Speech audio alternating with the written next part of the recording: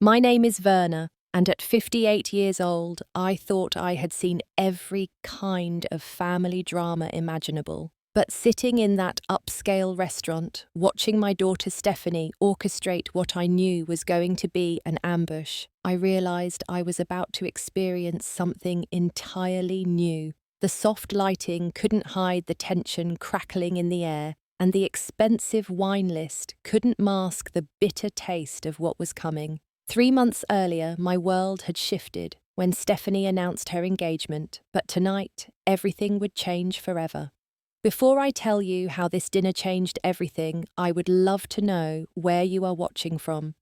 Please hit that like button and subscribe, because what happened next will show you how sometimes the best gift you can give your child is the word no.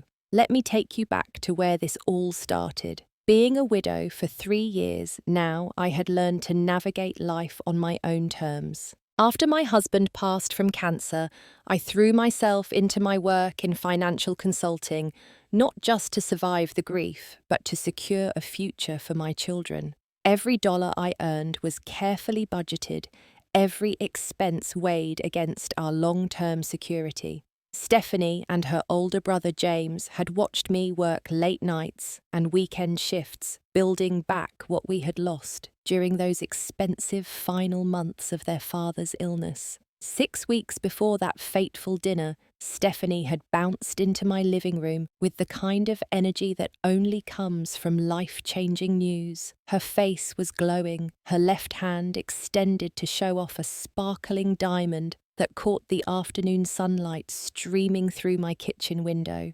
Marcus had finally proposed, and my heart swelled with genuine happiness for my daughter. She was 26, established in her marketing career, and seemed ready to build a life with someone who clearly adored her. We spent the first hour talking about the proposal itself. Marcus had taken her to the botanical gardens where they had their first date, arranged for a string quartet to play their song, and gotten down on one knee beside the rose garden. It was romantic, thoughtful, and everything Stephanie had dreamed of. I found myself tearing up as she described the moment, remembering my own engagement 30 years earlier. Then the conversation shifted to wedding plans, and I felt the first flutter of concern in my stomach. Stephanie pulled out her phone and began showing me pictures she had been collecting for months. The venue was a historic mansion that overlooked the harbour, complete with manicured gardens and a ballroom that could hold 200 guests. The price tag was $50,000 just for the space rental. Next came the dress. She had already visited 3 bridal boutiques and fallen in love with a designer gown that cost $8,000.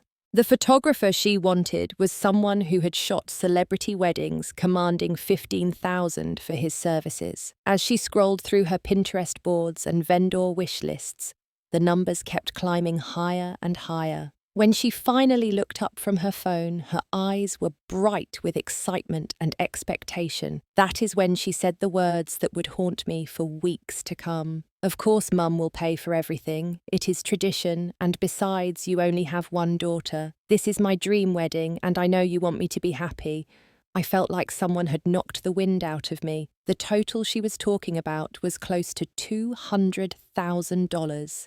That represented nearly half of everything I had managed to save since returning to work. It was money I had set aside for emergencies, for my own retirement, for helping both my children with future needs, like house down payments or their own children's education. I tried to approach the conversation gently, explaining that while I absolutely wanted to contribute to her wedding, we needed to discuss what was realistic within our family budget.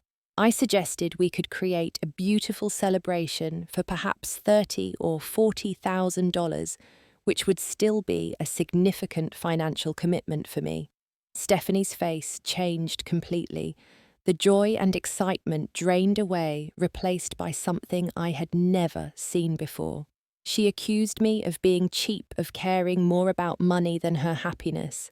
She said that all her friends' parents were paying for elaborate weddings, and she could not understand why I was being so difficult about the most important day of her life. The conversation escalated quickly. She told me I was being selfish, that I had clearly never loved her the way I claimed to. She said that if I truly cared about her future happiness, I would find a way to make her dream wedding happen. When I tried to explain the reality of our financial situation, she accused me of lying about money and hiding assets from her. By the time she left my house that evening, we were both upset and angry. She slammed the front door behind her, and I did not hear from her for 2 weeks. During that time, I questioned myself constantly. Was I being unreasonable? Should I dip into my retirement savings to give her this wedding? Was I failing as a mother by not sacrificing everything for her happiness? Those 2 weeks of silence ended with a barrage of daily phone calls that felt more like psychological warfare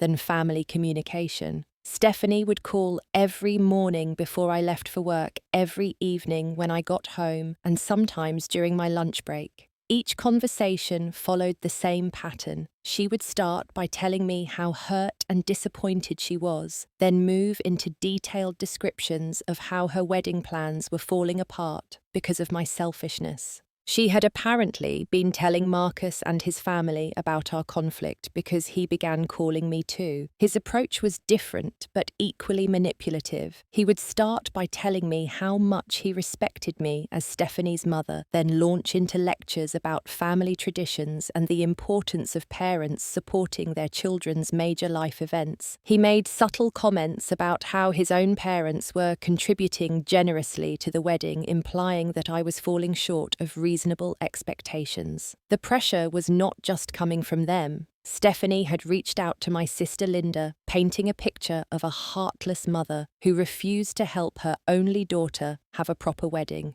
Linda called me one evening, her voice careful and diplomatic, suggesting that maybe I should reconsider my position. She reminded me that Stephanie had lost her father at a young age and needed to feel supported by the family she had left. My brother James took a similar approach when Stephanie contacted him. He called to tell me that while he understood financial constraints, perhaps I was being too rigid in my thinking. He suggested that I could take out a loan or find other creative financing options to help make Stephanie's dreams come true. The manipulation tactics became more sophisticated as the weeks went on. Stephanie began posting cryptic messages on social media about planning a wedding without family support and having to scale back her dreams due to unexpected circumstances. Friends and acquaintances started asking me innocent questions about the wedding plans, clearly having heard Stephanie's version of our conflict. The breaking point came when Stephanie showed up at my house on a Saturday morning with a stack of vendor contracts and a credit card statement. She had apparently been moving forward with booking her dream vendors, putting deposits on credit cards, with the expectation that I would eventually pay the bills. She handed me a statement showing she had already charged $10,000 in wedding deposits. She sat at my kitchen table and laid out all the contracts, explaining that these vendors required payment schedules leading up to the wedding. She said she had been forced to move forward with bookings because the best vendors get reserved quickly, and she could not wait for me to come around to supporting her properly. I looked at those contracts and felt a rage building inside me that I had not experienced since the worst days of my husband's illness.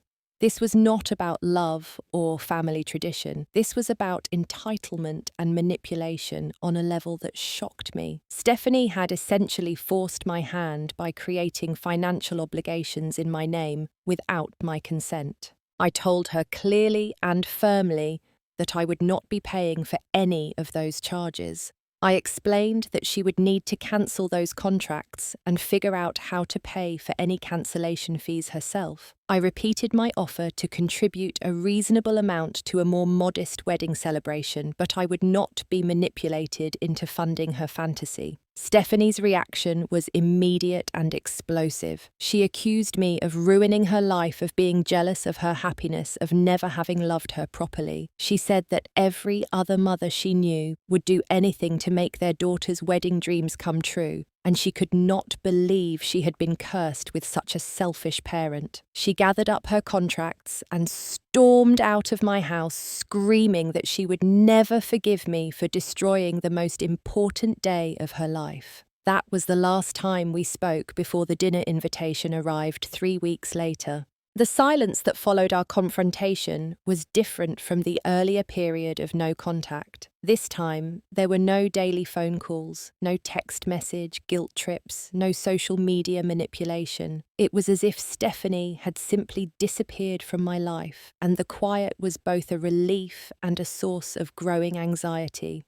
I used that time to do some serious thinking about our relationship and my role as a mother. I spoke with a counsellor who specialised in family dynamics, trying to understand where I might have gone wrong in raising a daughter who felt entitled to such extravagant displays of financial support. I also spent time reviewing my own financial situation, making sure I was making the right choice for my long-term security. Then, 3 weeks into the silence, my phone rang with Stephanie's number. Her voice was completely different from our last interaction. Gone was the anger and accusation, replaced by a tone so sweet and conciliatory that it immediately put me on guard. She apologized for our fight and said she had been doing a lot of thinking about our relationship. She invited me to a family dinner at the Sterling, one of the most expensive restaurants in the city. She said she wanted to celebrate our reconciliation and discuss the wedding plans in a more positive environment.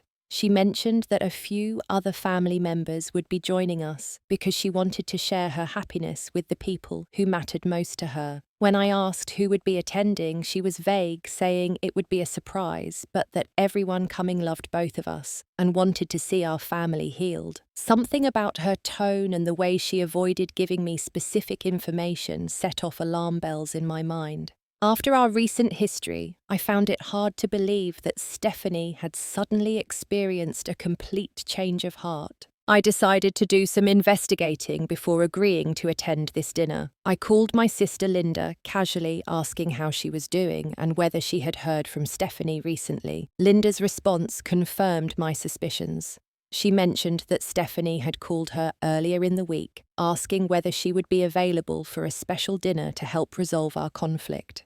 Next, I called my brother James using the same casual approach. He also admitted that Stephanie had reached out to him, asking for his help in bringing our family back together. He seemed touched by her request and had already agreed to attend the dinner. My suspicions were now fully aroused. This was not a simple reconciliation dinner. Stephanie was organising some kind of intervention, gathering family members to pressure me into changing my position about the wedding funding. The sweetness in her voice during our phone call had been an act designed to get me to the restaurant, where I would be ambushed by a coordinated effort to make me give in to her demands. I spent the next 3 days thinking about how to handle this situation.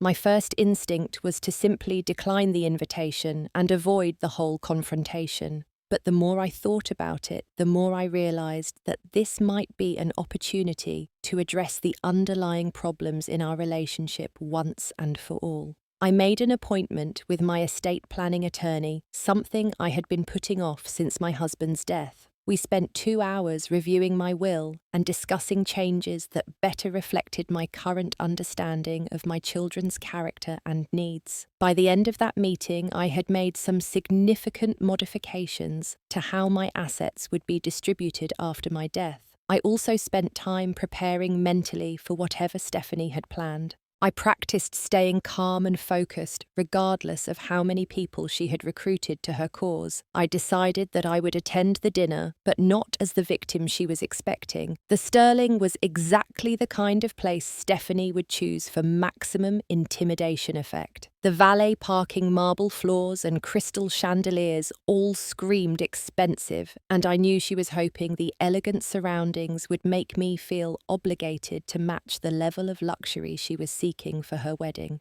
I arrived exactly on time and was directed to a private dining room in the back of the restaurant. As I walked through the doorway, I saw that Stephanie had indeed assembled quite a group. My sister Linda was there, looking nervous and avoiding my eyes. my brother James sat beside her wearing his most serious expression. I also saw my late husband's Aunt Mary, who had always doted on Stephanie, and my former brother-in-law Robert, who had maintained a relationship with our family despite his brother's death. The most surprising guest was Mrs. Patterson, my late husband's mother, who was now in her 70s and rarely attended family gatherings. Seeing her there told me exactly how much effort Stephanie had put into recruiting allies for her cause. She had clearly painted me as an unreasonable villain who needed to be talked sense into by the entire extended family. Stephanie stood up as I entered, her face arranged in an expression of nervous hope. She had dressed carefully for the occasion, wearing a conservative dress that made her look younger and more innocent. Marcus was beside her, also wearing his most respectable outfit and a serious expression that suggested he was ready to play his part in whatever script they had prepared. The seating arrangement had clearly been planned in advance. I was directed to a chair that placed me at the center of the group, with family members arranged around me in a semicircle. It felt exactly like an intervention, which I suppose it was. Everyone was looking at me with expressions ranging from concern to disappointment, and I could tell that Stephanie had briefed them all on her version of our conflict.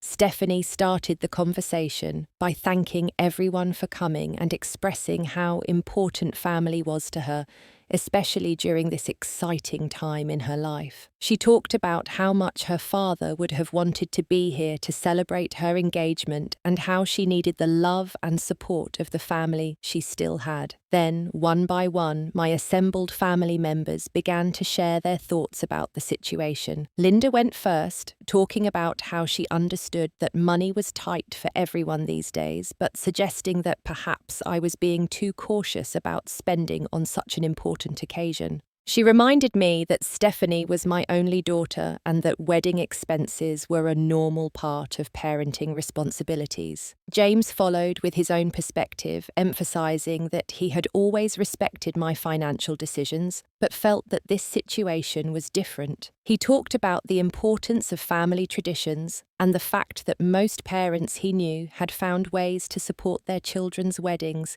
regardless of the financial sacrifice involved. Aunt Mary became emotional as she spoke, talking about how much my late husband had loved Stephanie and how proud he would be to see her getting married. She suggested that he would have found a way to give Stephanie the wedding of her dreams, and she implied that I was not living up to his memory by refusing to do the same.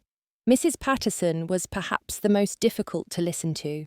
She talked about her son's devotion to his family and how he had always put his children's needs before his own comfort. She said that she was disappointed to see me putting financial concerns ahead of my daughter's happiness during such an important time in her life. Marcus spoke last among the family members, and his comments were carefully calculated to sound reasonable while applying maximum pressure. He talked about how much he loved Stephanie and how he wanted to give her everything she deserved. He said that he understood money was a concern, but suggested that there were always ways to find funding for truly important priorities. Throughout all of this, Stephanie sat quietly, occasionally dabbing at her eyes with a tissue and looking appropriately grateful for all the support she was receiving. She had orchestrated this entire performance beautifully, casting herself as the victim of an unreasonable mother while surrounding herself with family members who had been manipulated into supporting her position. Finally, after everyone else had spoken, Stephanie delivered what was clearly meant to be the decisive blow. She talked about how hurt and confused she had been by my refusal to support her wedding dreams. With tears streaming down her face, she said that she had begun to wonder whether I had ever truly loved her the way I claimed to, especially since Daddy died. She said that she understood I missed him and that perhaps I was taking my grief out on her by denying her the kind of celebration he would have wanted to give her. She begged me to reconsider my position, not just for her sake, but to honour the memory of the man who had loved us both so much. The room fell silent after her speech, and I could feel everyone's eyes on me waiting for my response. The emotional manipulation was expertly crafted, designed to make me feel guilty, selfish, and like a failure as both a mother and a widow. In the past, this kind of coordinated pressure might have worked on me, but I had spent weeks preparing for exactly this moment. I stood up slowly, taking my time to look around the table at each person who had been recruited to pressure me. The silence stretched out as I gathered my thoughts, and I could see the expectation in their faces. They were all waiting for me to break down, apologize, and agree to fund Stephanie's extravagant wedding dreams. Instead, I began to speak in a calm, clear voice that carried easily through the private dining room. I started by thanking everyone for coming and for caring enough about our family to spend their evening trying to help resolve this conflict. I acknowledged that I understood their concern and that I appreciated their good intentions, even if I disagreed with their conclusions.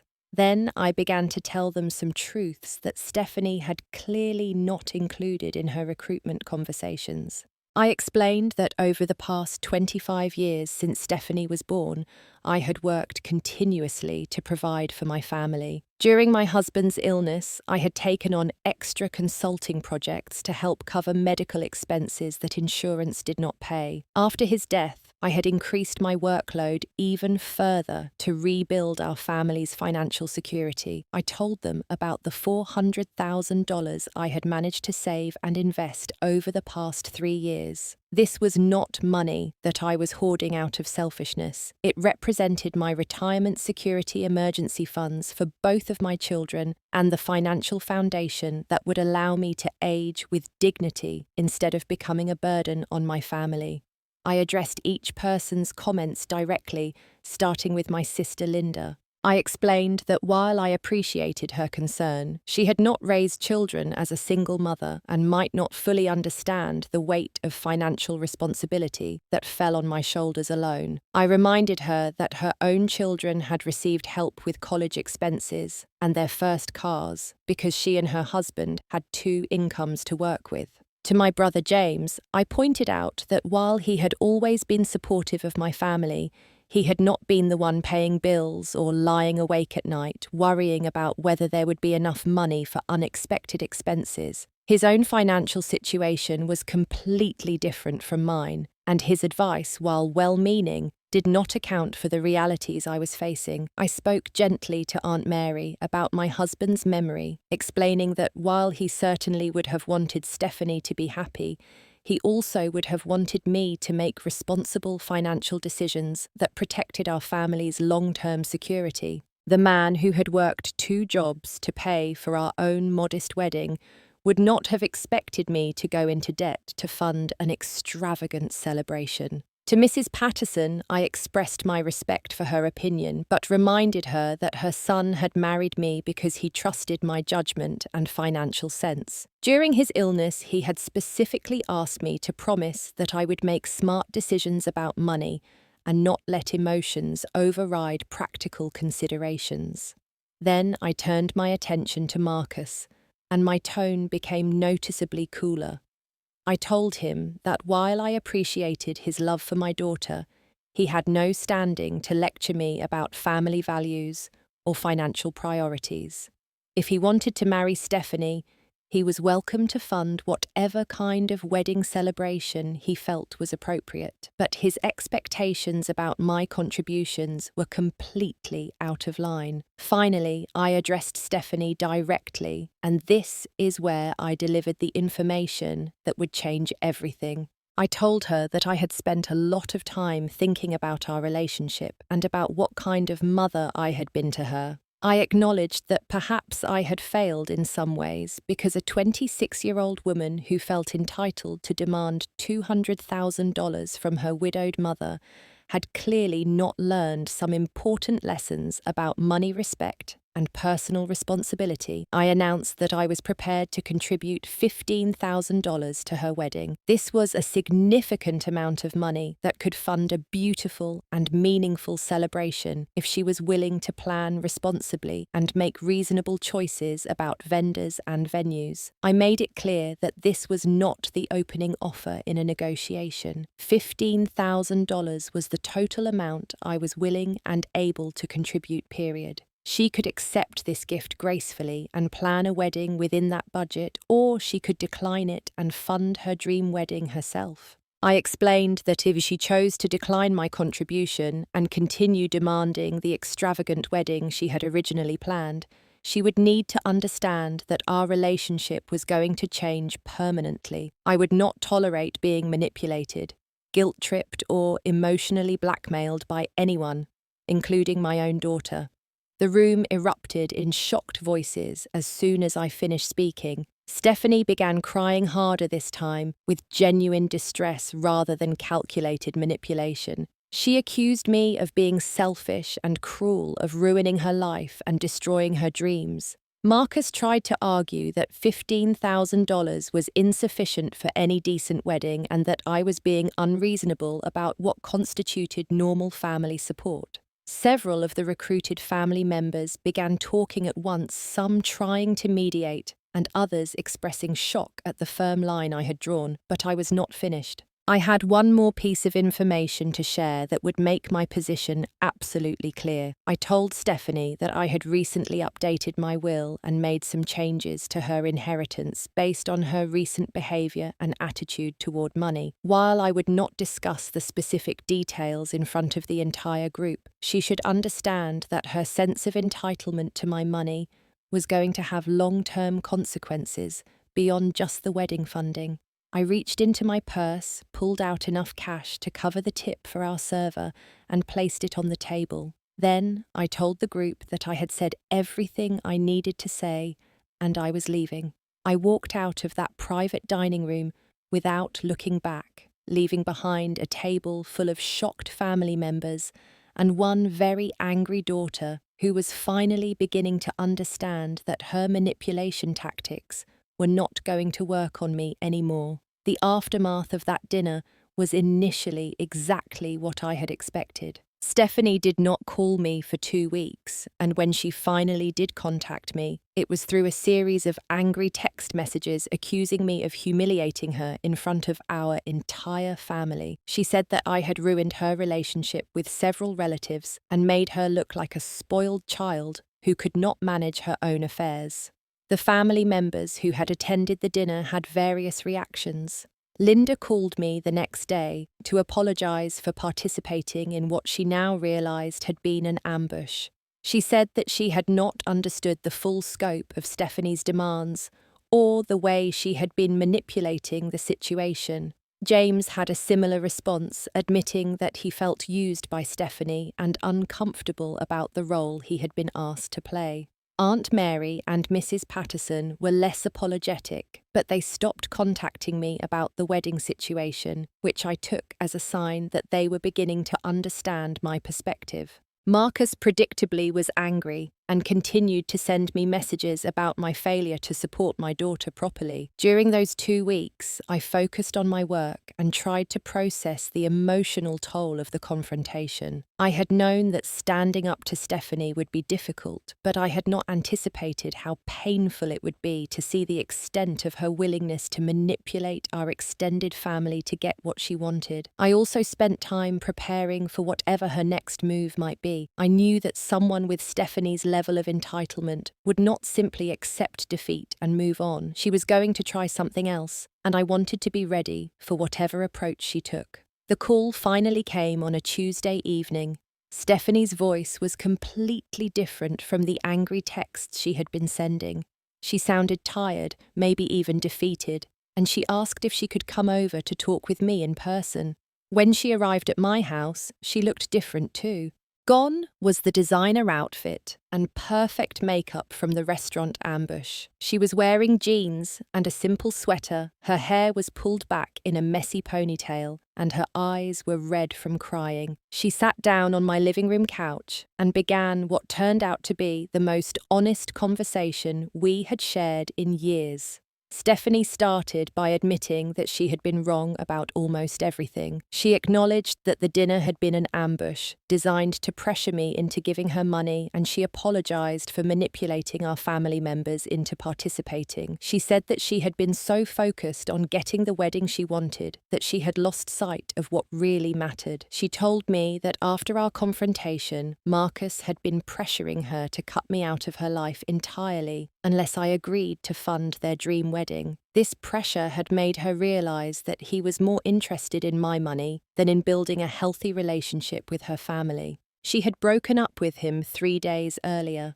With Marcus out of the picture, Stephanie said she had been forced to take a hard look at her own behavior and priorities. She realized that she had been living in a fantasy world where expensive weddings and luxury lifestyles were more important than financial security and family relationships. She asked me to help her understand how to plan a wedding on a realistic budget. She wanted to accept my offer of $15,000 and learn how to create a celebration that focused on love and commitment rather than impressing other people with extravagant displays. Over the following weeks, we worked together to plan a wedding that was everything the original version was not. Instead of the historic mansion, she chose a charming local venue that specialized in intimate celebrations. Instead of the $8,000 designer dress, she found a beautiful gown at a boutique that specialized in affordable formal wear. Instead of the celebrity photographer, she hired a talented local artist who was just starting to build his wedding portfolio. The process of planning this new wedding became an opportunity for us to rebuild our relationship on a healthier foundation. Stephanie learned to research vendors, compare prices, and make decisions based on value rather than prestige. I learned to trust her judgment and support her choices without taking over the planning process. The wedding itself was beautiful in ways that had nothing to do with expensive flowers or elaborate catering. It was held in a garden setting with close family and friends, focused on the celebration of Stephanie's commitment to a new partner she met during the planning process. Someone who loved her for who she was rather than what kind of lifestyle she could provide him. As I watched my daughter dance with her new husband in that garden setting, surrounded by people who truly cared about her happiness, I felt a sense of peace that had been missing from our relationship for years. The wedding had cost exactly $14,800, leaving us with $200 left over from my contribution, which Stephanie insisted on returning to me. The journey from that confrontational dinner to this moment of genuine celebration had taught both of us lessons that went far beyond wedding planning. For Stephanie, it was a crash course in financial responsibility, personal integrity, and the difference between wants and needs. She learned that real love does not require expensive displays, and that the people worth having in your life will support your happiness regardless of your budget. For me, it was a reminder that sometimes the most loving thing a parent can do is refuse to enable their child's poor choices. By saying no to Stephanie's unreasonable demands, I had forced her to grow up in ways that giving in to her manipulation never could have accomplished.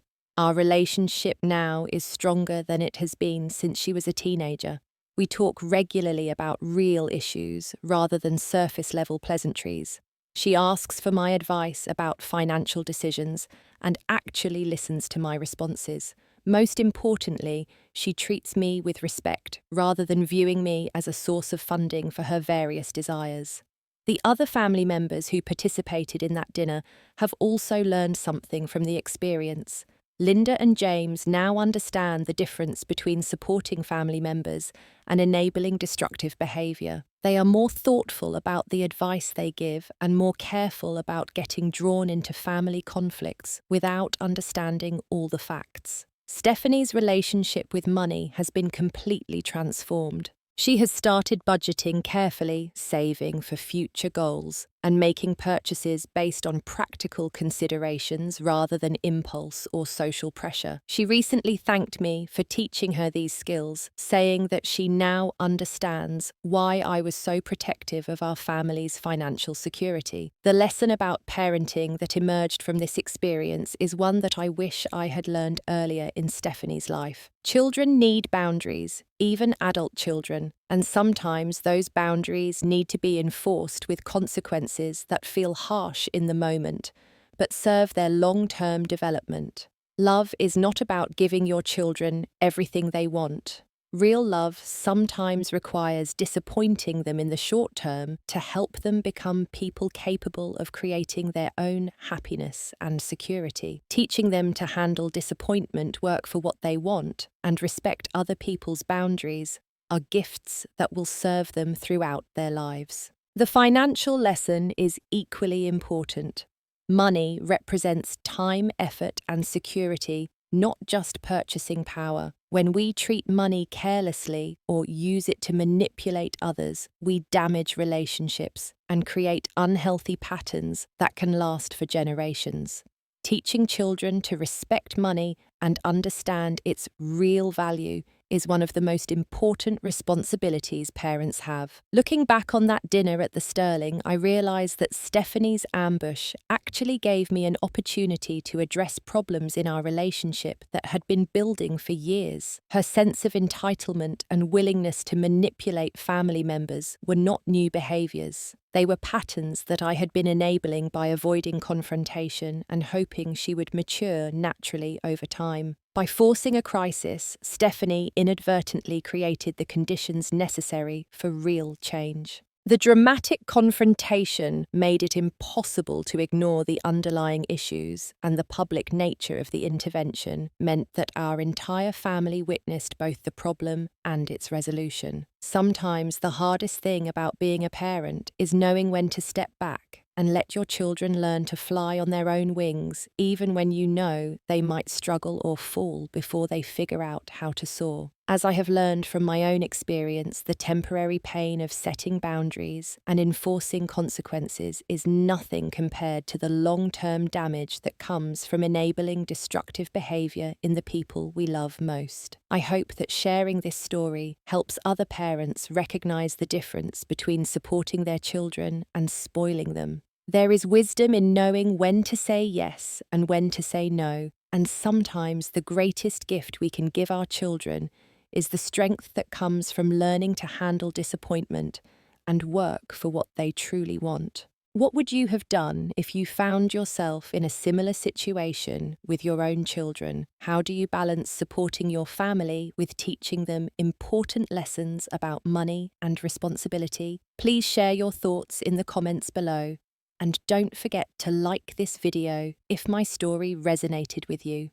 Subscribe for more real-life stories about family relationships and the lessons we learn when life gets complicated. Share this with anyone who might benefit from hearing about the importance of setting healthy boundaries with the people we love.